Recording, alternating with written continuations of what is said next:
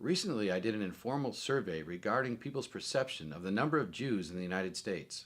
What we found from the survey was most interesting.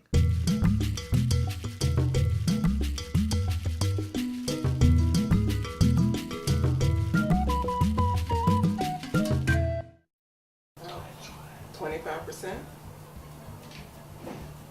25%.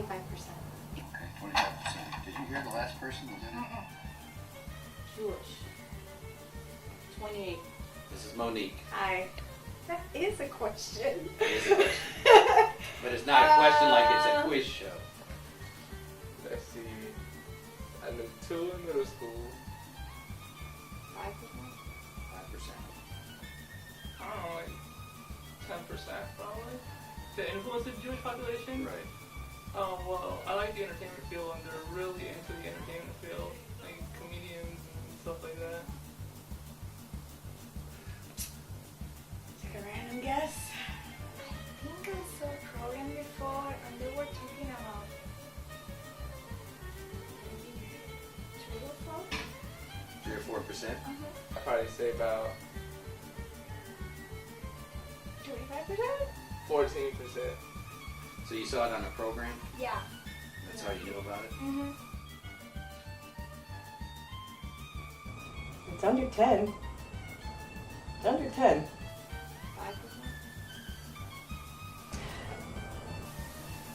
Uh, 5. I'll go with 6. maybe 10%. 10 or 20, maybe?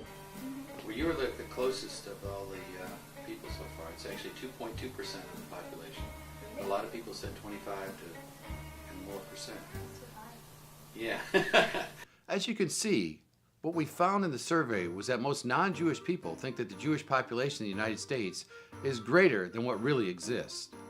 The actual documented numbers of Jews in the United States is that we have about 6.5 million Jews, only 2.2% of the USA population.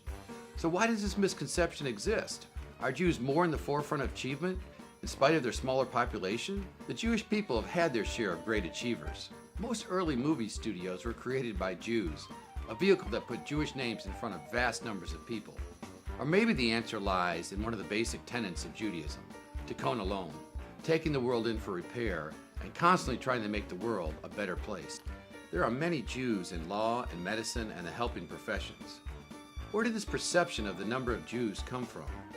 We lost many millions of Jews during the Holocaust, dropping our numbers even more. I've asked this percentage of Jews questions to many people, and the response is often about how the prominence and accomplishment of Jews seems to inflate the perception of the number of Jews. Albert Einstein, Time Magazine's Person of the 20th Century, is an example. At least 181 Jews and people of half or three-quarters Jewish ancestry have been awarded the Nobel Prize, and 22% of individual recipients worldwide between 1901 and 2010, and 36% of all U.S. recipients during the same period were Jewish. Of all organizations awarded the Nobel Peace Prize, 25% were founded principally by Jews or by people of half Jewish descent. Not bad considering Jews currently make up approximately 0.2% of the world's population. Of course, many Jews in national and local environments have also done their share. We should be proud of our successes, but also must be careful in our path as Jews. We all know how hubris can backfire in the delicate balance of the modern world, and how our Torah has taught us how we are always at risk when we live with arrogance. But to think we as Jews have such positive influence in spite of the centuries of anti-Semitism and our small population is something that should make us proud, because it shows us how we can meet God halfway in improving the world.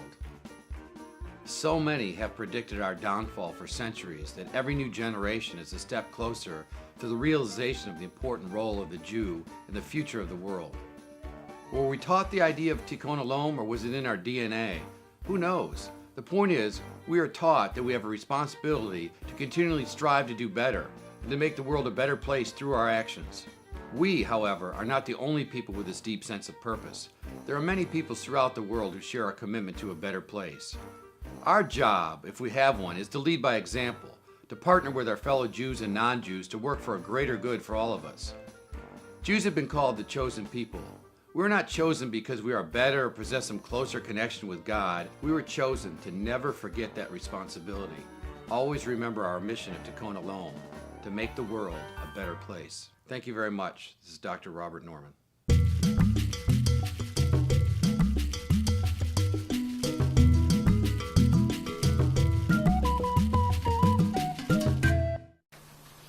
Let's see.